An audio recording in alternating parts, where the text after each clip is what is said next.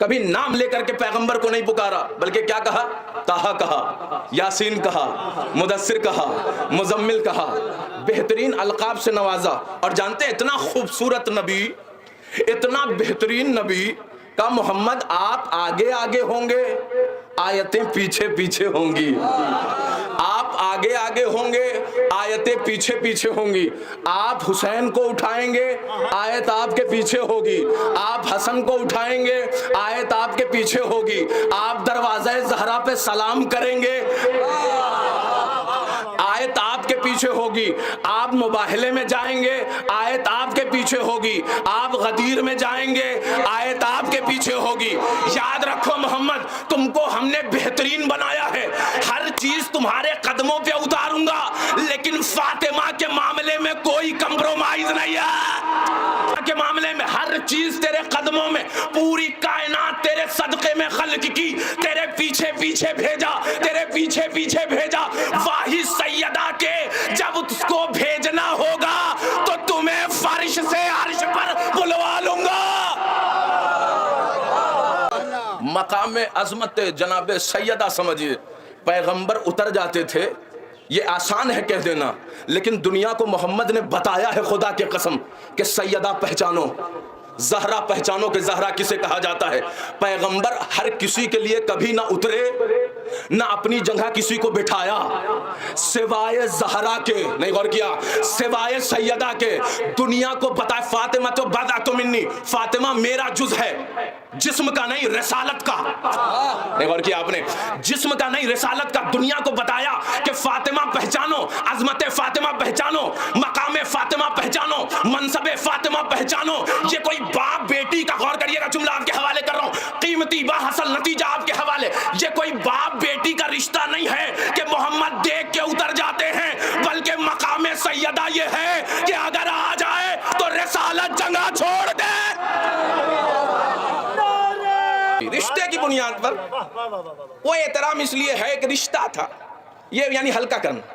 ان کو پتا ہے کہ ان کے والوں کو ان کے بابا نے بھی ایکسپوز کیا، نگار کیا آپ نے بھائی، ان کے والے جو تھے، ان کے بابا نے جناب سیدہ سلام اللہ علیہ یعنی پیغمبر نے ایکسپوز کیا، مسلسل خیبر میں کیا، علم دے دے کے کیا، ایک دن نہیں 39 دن تک دے کے کیا، تاکہ دنیا جان جائے دین اسلام بھگوڑوں کے ہاتھ میں نہیں ہوتا، علمدار کے ہاتھ میں ہوتا۔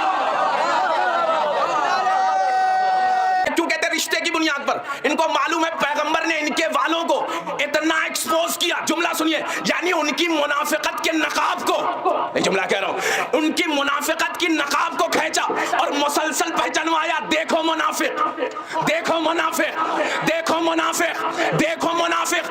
جب ہر مرتبہ ہر جگہ منافقت کو پہچنوا لیا تو پھر غدیر کے میدان میں امیر المومنین کو بلند کر دیا۔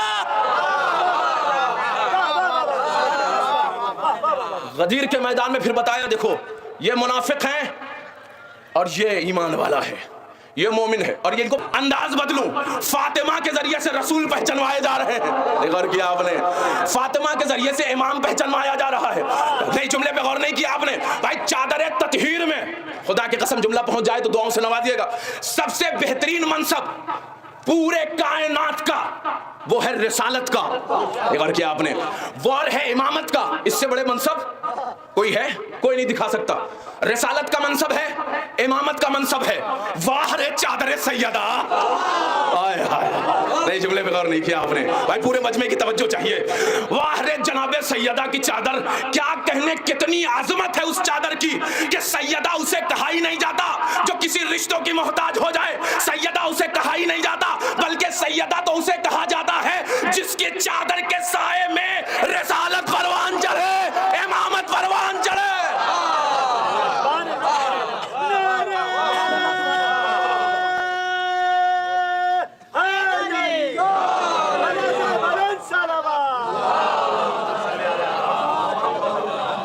غور کر رہے ہیں، میری طرف متوجہ رہے، بات پہنچے گی۔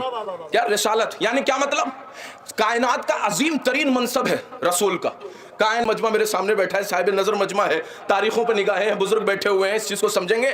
آپ اس چیز کو سمجھیے جو یہ کہتے ہیں نا کہ احترام احترام احترام احترام اس بنیاد پر ہے کہ زہرا محمد کی بیٹی ہیں، وہ یہ کہا جاتا جو کسی رشتوں کی محتاج ہو جائے. اور کیا آپ نے بھائی زہرا اسے نہیں کہتے جو کسی رشتے کی بنیاد پر، وہ پیغمبر کی بیٹی ہیں، وہ پیغمبر کی بیٹی ہیں، رشتے کی بنیاد پر احترام ہے. اما زہرا اسے کہتے ہی نہیں جو کسی رشتوں کی محتاج ہو، بلکہ سیدہ اسے کہا جاتا ہے جس کے لیے رشتے محتاج